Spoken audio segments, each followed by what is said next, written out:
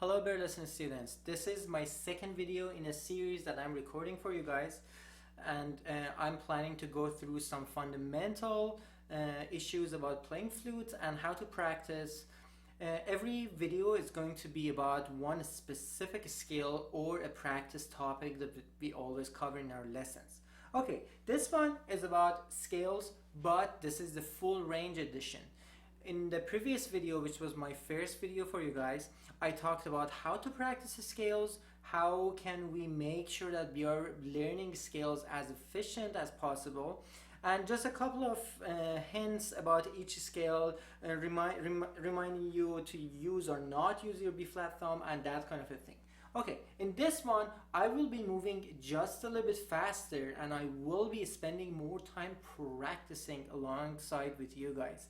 Why? Because this is mostly targeted about for 7th and 8th grader students in the middle schools in Burleson ISD. So you guys have already played all of these scales, and most of you, as far as I know, have memorized all of these scales. So I will be going one by one and talking about each one of these.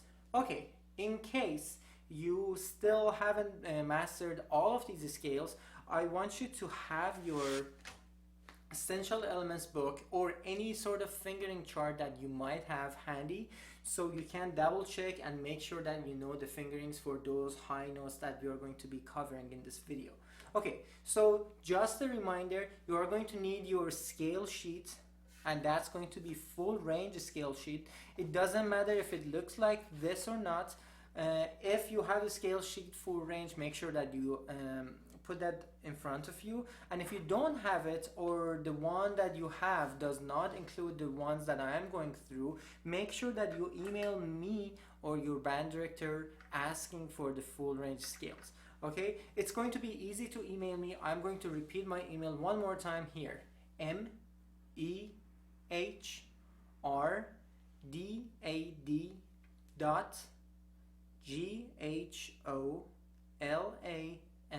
It's my first name dot last name @BISDmail.net. BISDmail.net. This is my Burleson ISD that I would like to use that video, guys. Okay, wonderful. So what do we need? We need our metronome, we need our fingering chart, and we need our scale sheet. I'm going to be using my phone again. And this video is going to be mostly talking about full range scales, starting with F major.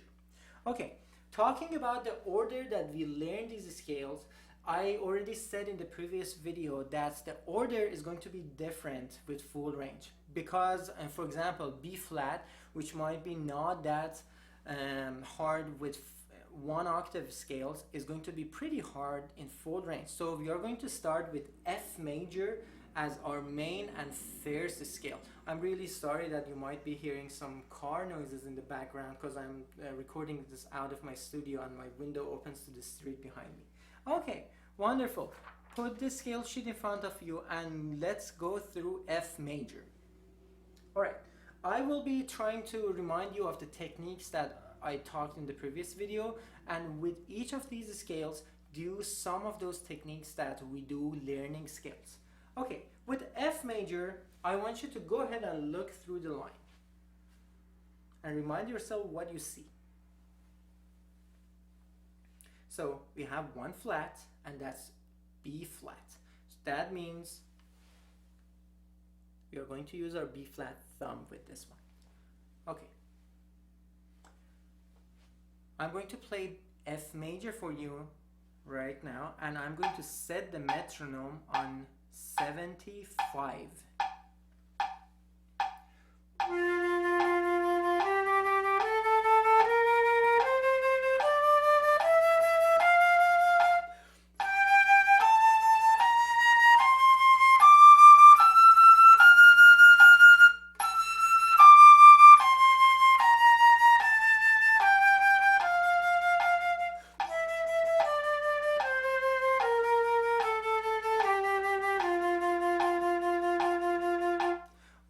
If you are comfortable doing vibrato, you should be doing your vibrato in 16 note pulsation.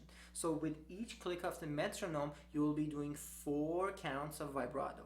all right? Okay, one thing that we talked about in the previous video, and I really think it's really important, is whether we tongue up, snare down, or we just tongue the whole scale, all right? When you are performing the scale as a pass-off, or for your band director, or for a competition, or even for your later for your state competitions, for example, for like region competition or that kind of a thing, you should be playing tongue up and snare down. But if you're practicing at home, remember, it's all about flexibility, okay? So make sure that you practice your scales tongue up and tongue down. Sometimes you can play the whole scale snared, sometimes you can play the snare up and tongue down. So you're constantly changing the way, so you learn to be flexible. That's the goal with practicing at home. And then once you want to play it for a band director or for your teacher or even for me, you can do tongue up and snare down, which is the standard way of practicing these. Okay, let's go measure by measure and work on F major. First measure. Ready, go.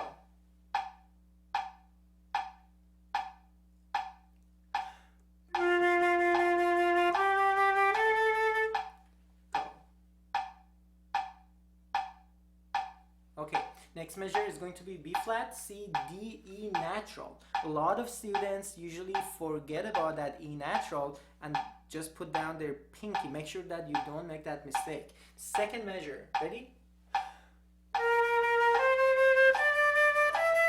Ready, go. Wonderful. Third measure.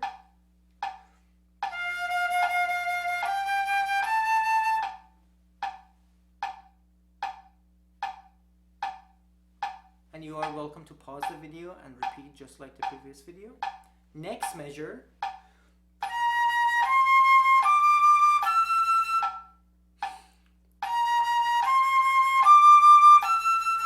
Alright, one issue that I usually run into teaching F major full range is that usually students forget the difference of middle D and high D. Right? Some of you have learned the high D fingering with different ways. Some people call it high D, the dog fingering, because these are the fingers that we put down. And some of us call it puppet fingering because this is also like a puppet. Alright? Just remember, whatever way that you have used, you need to make sure that you are using the correct fingering for high D. Alright? In order to make sure that you are doing that, I would like to practice it with you. So we are going to go back and forth between C and D. Alright? I'm going to play twice and you repeating it twice after me.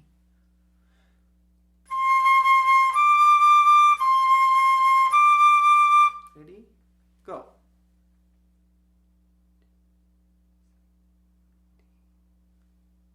Wonderful. Okay, and once you have mastered only those two notes, you make sure that you can play it in the context, which is our fourth measure in F major full range.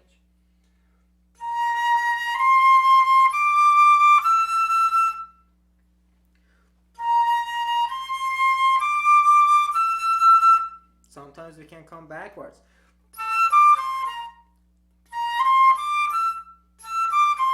And make sure that you are changing the articulation as well. For example, you can snare.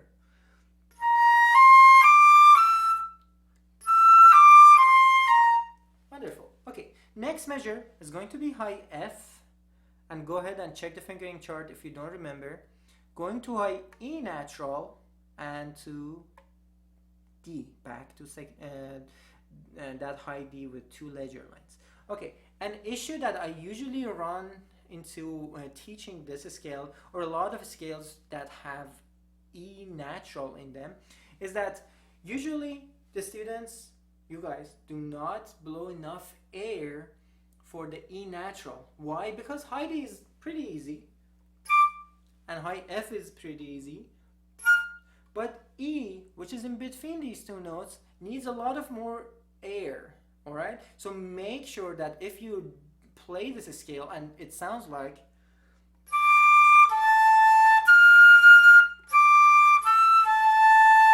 that means that you are not using enough air. that means that you need to open your embouchure and provide much faster air for each of those notes. Okay, wonderful. The next measure is going to be C, B, A, G.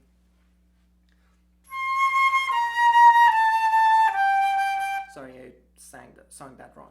All right, C, B, A, G. Go ahead and pause the video and practice that a few times.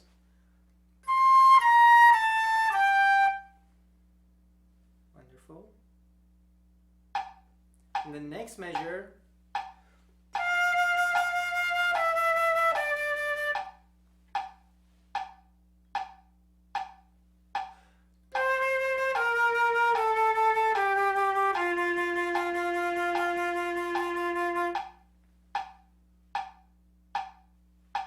very good. Very, very good. Okay, wonderful. Now, the next scale that I want you to learn with full range of scales is going to be E flat major. All right, I'm going to make sure that I am checking these out for myself so we don't repeat them. Okay. E flat major. How many flats do we have? Look at it. And by this point, you should be able to know the order of flats, which in this case is B flat, E flat, and A flat. All right. With this one, I would like to practice the ladder exercise that I talked in the first video. To put it in a nutshell, we start with one note and add one note at a time, and we make sure that as many notes we have perfected them, and we can go back and forth between those notes. All right, let's do it with this, and if you haven't watched the first video, you can learn it on the spot. Okay, low E flat. If you're not getting the sound, chances are your fingers are not covering the hose completely, or sometimes I have seen some students, their finger kind of touches these trill keys, so that's the reason the sound is not coming out. Or you might be making another mistake, which is leaving your finger up for low E flat. So if you take care of all of these probable issues, this is going to be the sound of your E flat. Go ahead and play the E flat and hold it until you have a good sound. Make sure that you're standing tall and your posture is good. Your thumb is in the right place. Some of you have the tape that I've put down for you, so put your thumb on that. Wonderful. Okay, now we are going to add one more note, which is F.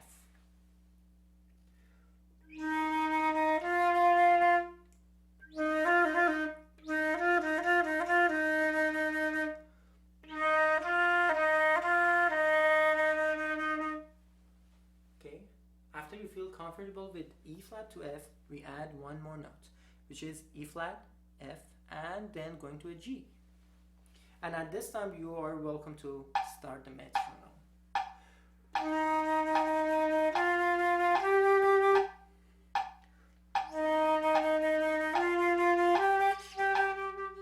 Alright, and don't feel obligated to stay in one place. You can walk around your room and just go through these notes and think about it. Sometimes I've asked my students to try to memorize, so do not constantly look at the score. Try to memorize these three notes. Then we go ahead and add one more note, which in this case is going to be A flat. Okay.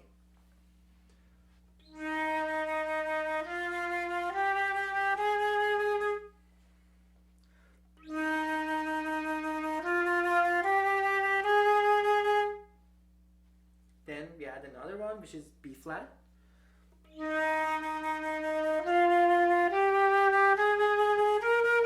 Go ahead and play it.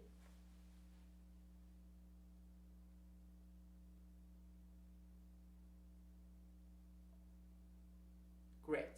Okay, and just like that, we can build up to the next E flat in measure 3. That would be a good goal to kind of stop the process and make sure that you have the first octave of the scale.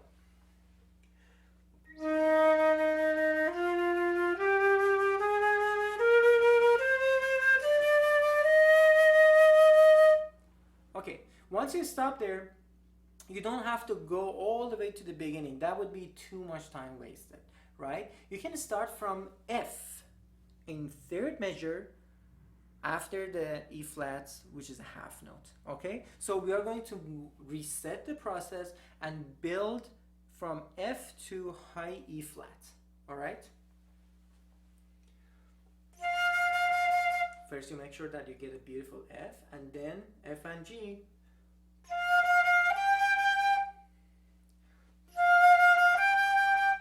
And then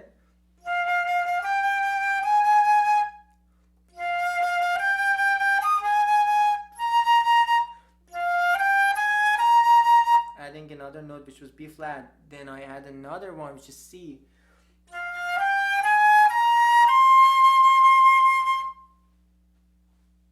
And then I think about the next note, which is going to be high D, C to D. Watch out for the fingering. We don't use our right hand unless except for pinky.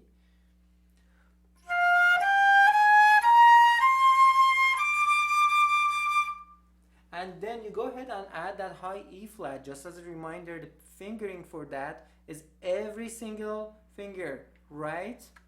It's like low E flat, and we add these two and it gives us a high E flat. Wonderful. Go ahead and practice the second portion of E flat major.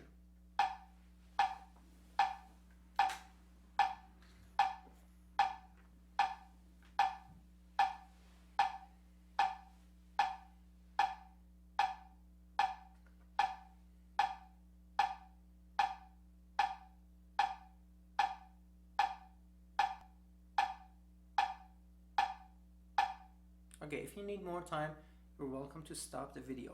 Also, anytime you feel that this metronome, which is 75, is too fast for you, which chances are it might be, go ahead and stop the video and use your own metronome, and do not hesitate to go on pretty low speeds, for example 50 or 55, so you are solidifying all these. And even if 50 is too fast for you, it's okay, turn off the metronome and make sure that first you can secure all the notes, and then from there start building up with very low speeds until you can go faster. Okay, this is going to be E flat major, full range.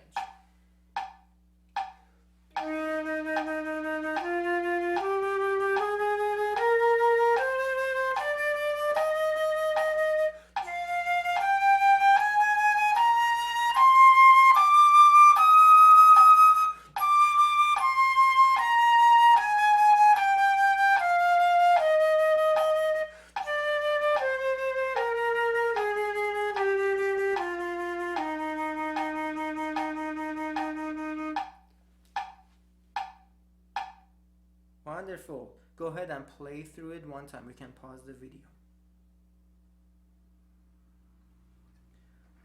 All right. Okay, the next scale that I would like to teach is G major.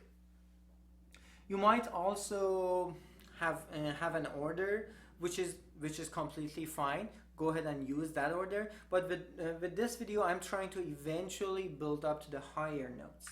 Okay, with G major, let's look at G major.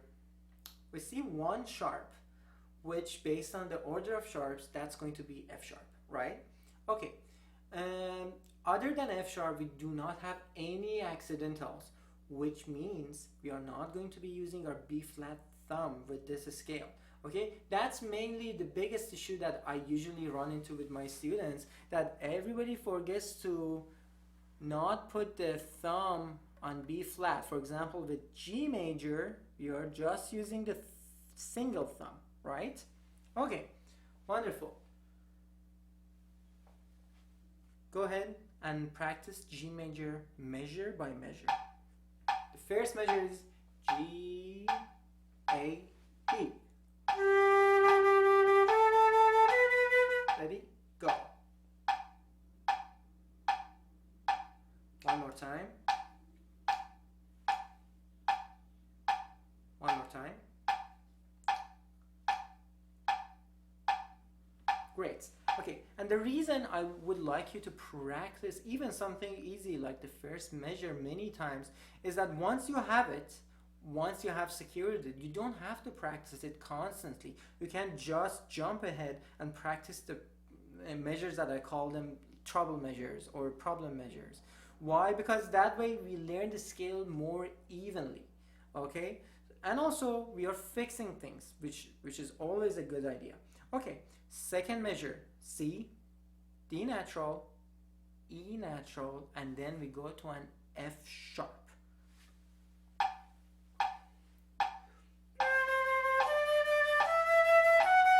Ready? Go. Listen. Ready? Go. Wonderful. The next measure is going to be pretty easy, just more air compared to the first measure and the same fingerings.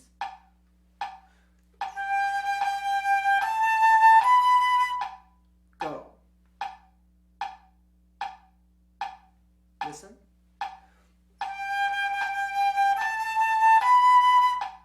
Go. Wonderful. Wonderful.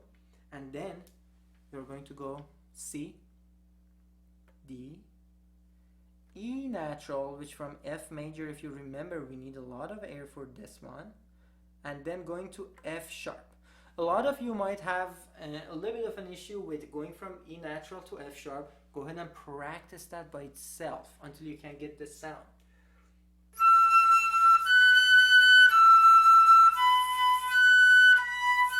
Make sure that that doesn't happen, all right? So this is the right sound, and the sound that I made the second time I played is when I'm not providing enough air for F sharp. That's not the sound for high F sharp, right? Because high F sharp is going to be higher than E natural. So make sure that you're always providing enough air. It's always a good idea to overdo it rather than not providing enough air, okay? So these are the notes in our fourth measure with concert G major full range.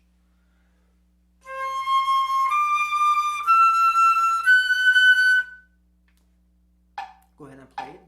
Ready? Go. And if this tempo is too fast, make sure that you're bringing down your own metronome at home.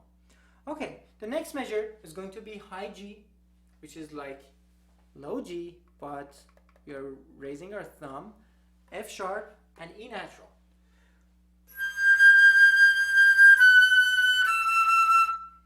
Then the next measure.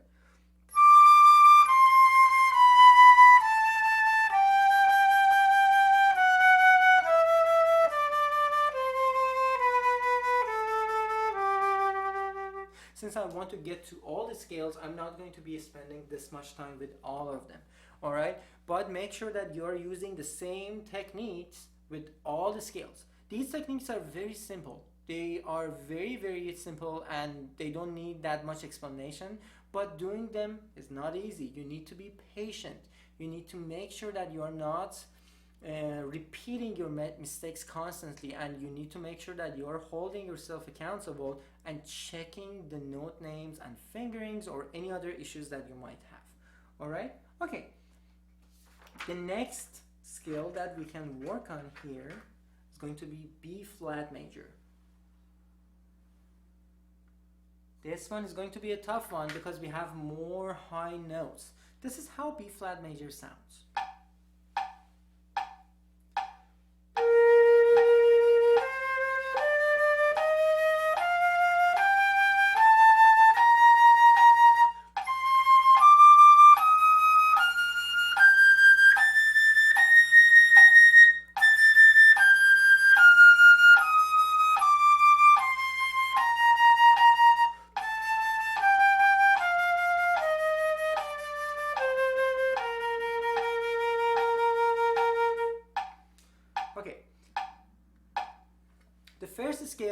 The first octave of this scale is going to be pretty easy, and we talked about it in the previous video, and also most of you might already know how to do it.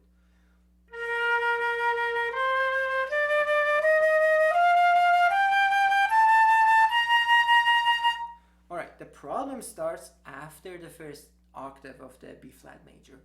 Okay, note by note, I'm going to play and ask you in home to play after me. High C.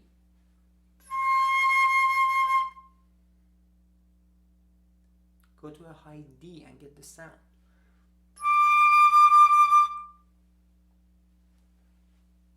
E flat.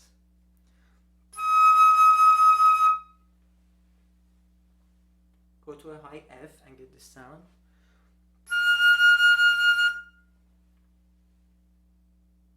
And then add high G.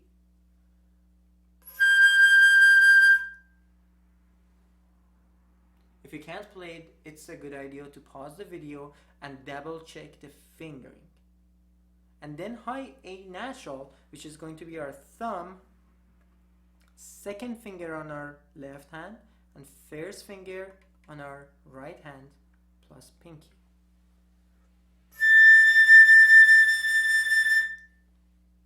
And then the high B flat, which is going to be the thumb, first finger on our right hand, and first trill key, this little key that is here, that is high B flat. Some of you might have learned it with your first finger on your left hand down, which that is okay, alright, and some of you might have learned it with your pinky down.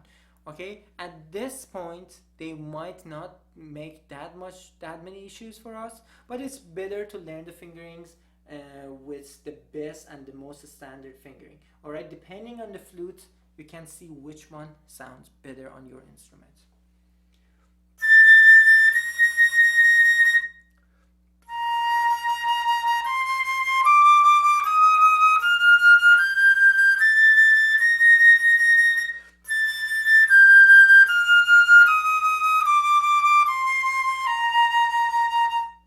And then the ending. Okay, wonderful.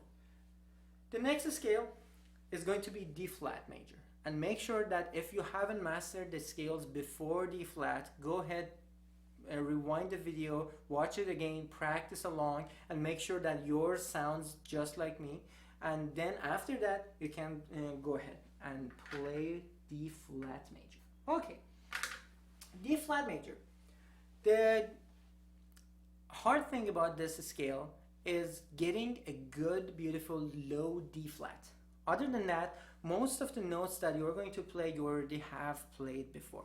Okay, in order to get a good low D flat, first we really need to make sure we know the fingering. That's something that I always see with my students, and it can go away very easily if you just take 10 seconds and check it with your fingering chart. But just to make sure, this is low D, and I'm not using my pinky. And this key, I hope that I'm showing it right, is low D flat. We also call it C sharp. One way would be playing your D flat, D natural, and going back and forth with D flat so you get used to it.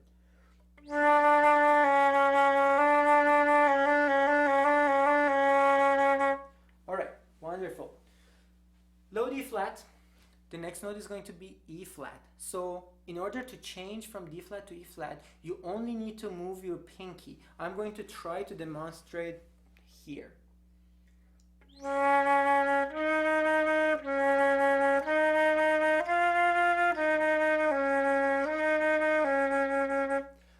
So you might want to spend some time learning that very simple transition at the beginning of the scale, because that honestly might be the hardest part about this scale.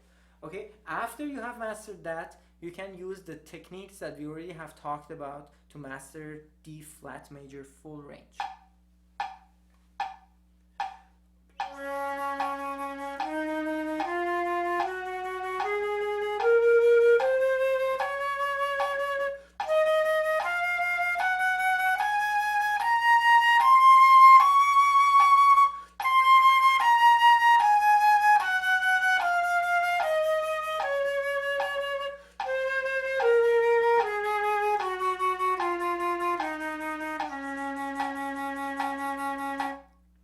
Wonderful. Okay, pause the video and repeat after me.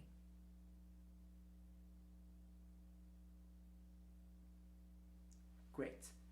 Okay, so far we almost have covered all the techniques that I use to teach scales. All right, make sure that when you are learning a new scale, you are tonguing up and tonguing back down. And once you have the scale ready and you know all the fingerings, like you can get it right, then you add slare down. Just as a reminder, we always take the breath after the scale note's name. What does that mean? For example, the next scale that we are going to talk about is D major. So it's a good rule to have to only take breaths after the note D, wherever that is coming. For example, the middle D, take a breath. If you can't play it in one breath all the way up to high D, you take your breath after that note. All right, so make sure that you are not taking arbitrary breaths. All right, so you are developing these scales in a standard fashion. Wonderful. D major, we have two sharps with this scale, and those are F sharp and C sharp. Make sure that you're reviewing F sharp, C sharp, and this is how D major is going to sound like.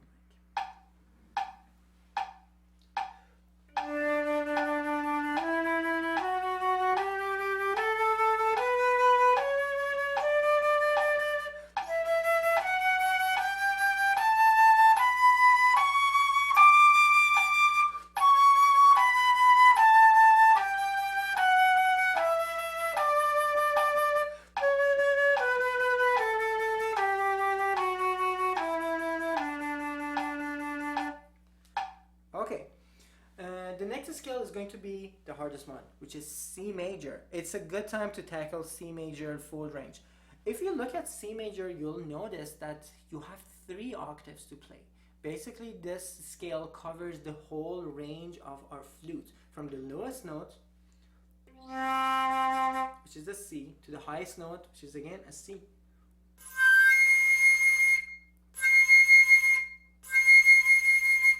Alright, just like any other scale, the way to practice this is very simple, note by note.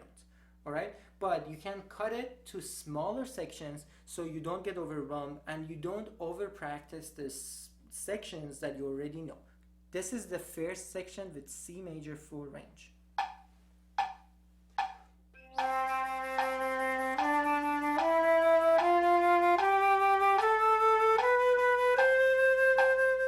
Make sure that you remember C major is a scale that is completely natural. We don't have any accidentals. So we are not using our B flat thumb, we are not using E flat, and all the accidentals that we sometimes mistakenly use with other scales. There is none of those exist in this scale. Okay, wonderful. After you learn the first octave and after you know how to securely play your low C, which is the second one, most of your flutes only has this one and this one, and for low C natural we need both of them. Some of you also might, like my flute, some of you also might have the low B, okay, and some of you might not. If you don't have it, make sure that you are covering everything next to your main pinky key, and if you do have it, make sure that you are not covering that low B. Okay. The second portion of C major is starting from 3rd measure and going an octave higher.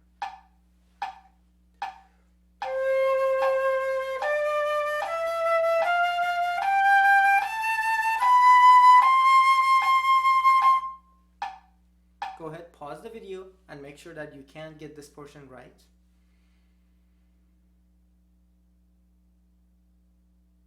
Alright, and then this is the hardest part about C major full range. Let's go note by note and play each note and make sure we know the fingering and we can get the sound right. High D, high E natural,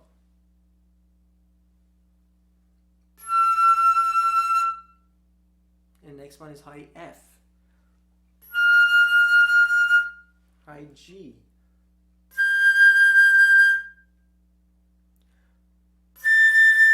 This was high A natural, and then high B is thumb, first finger, third finger, and second trill key.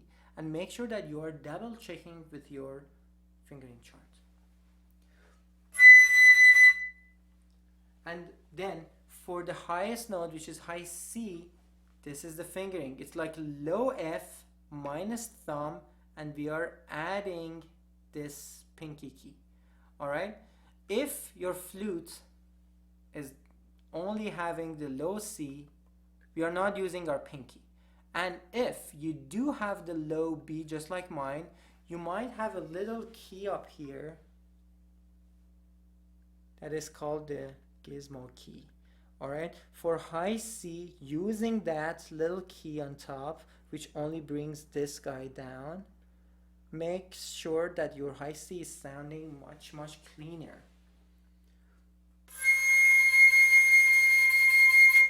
Or you can just not put down your pinky. For me, in my flute, it makes it much cleaner.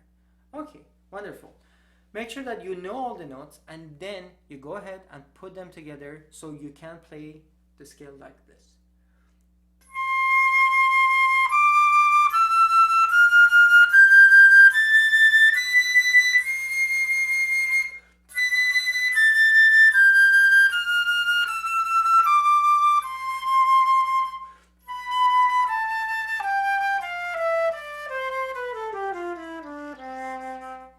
To the lowest note. Okay.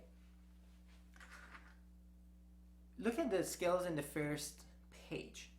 We haven't talked about concert A major, but I'm going to go a little bit faster since we already have practiced so many of these, and we can just apply those methods to these scales. A major has 3 sharps. Make sure that you are not using your B flat thumb.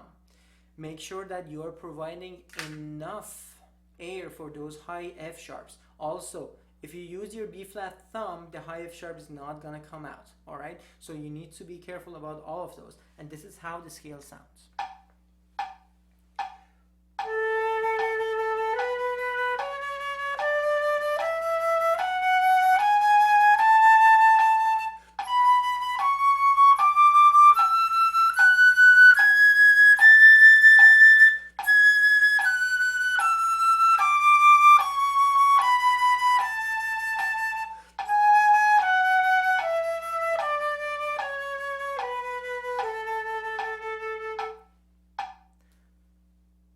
The next scale is going to be B major.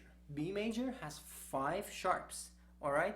And the 5th sharp is A sharp, which is just like B flat's fingering, all right? So A sharp and B flat have the same fingering. It's better to just call it A sharp, all right? I have some students that just call it B flat, but here it is spelled as A sharp, so that it's a good idea to call it by its own name.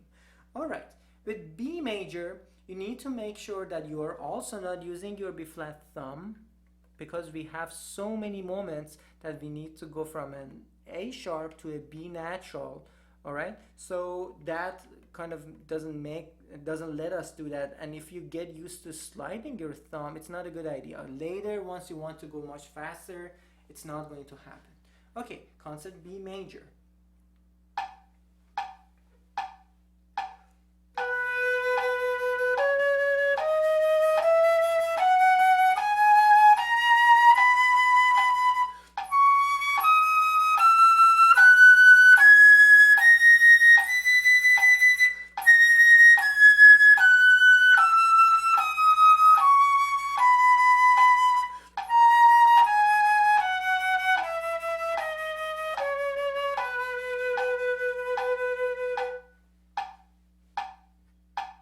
Wonderful.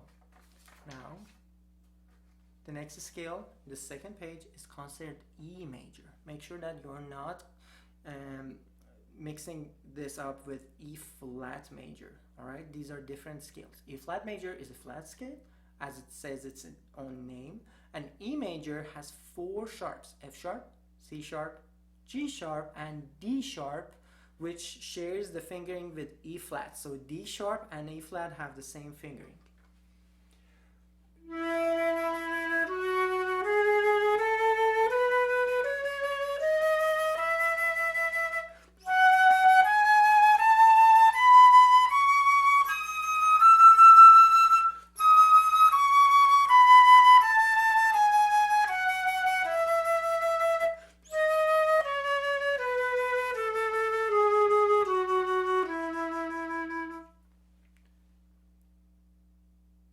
sure that you can pause the video and repeat the scale after me. Wonderful. The next scale is going to be F sharp major. Some of you might have G flat major in your scale sheet. Alright, these two notes share the same fingering. Alright, these two, G flat and F sharp, the notes share the same fingering. So their scales are also pretty much the same thing, F sharp major or G flat major. No matter which one you have, make sure that you're going note by note, pointing at notes and taking care of the fingerings that you might not know. With G flat major, although it's a flat major, but we are not going to use our B flat thumb. And the reasoning for that is that you have C flat that is technically just like the fingering of a B natural. So when you're playing,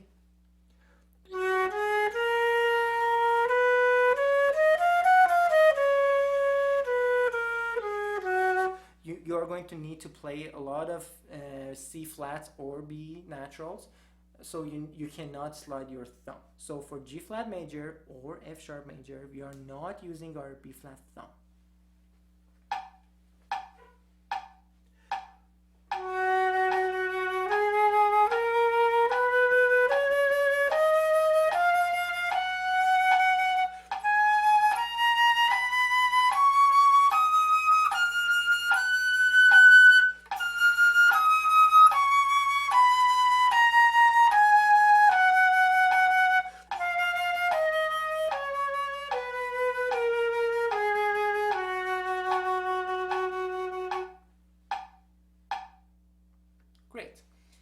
The next scale, before we get to chromatic scale, is going to be A flat major, and this is how it's going to sound. We are using our B flat thumb with this one.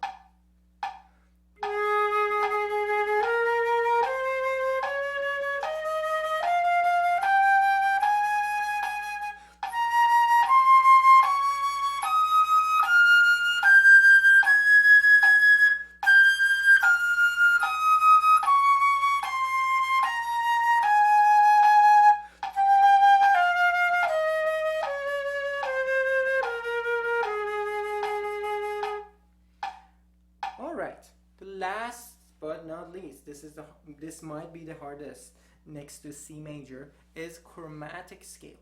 Alright, in the first video I talked about the fact that it's really necessary to practice chromatic scale measure by measure and point at the notes and say their names, because there are a lot of accidentals and it might be confusing.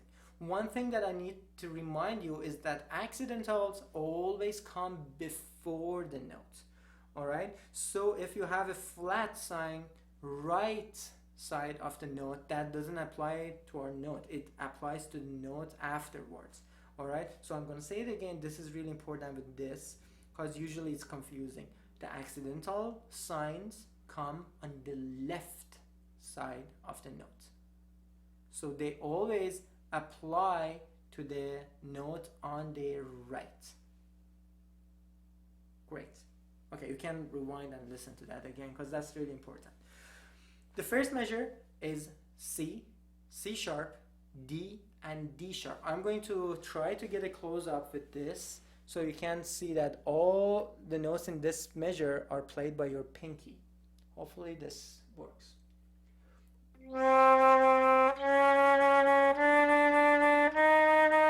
C, C sharp, D, and D sharp. Alright, and this is the first measure of your chromatic scale. So go measure by measure, and once you have completed to practice every single measure, you can put the scale together and it will be something like this.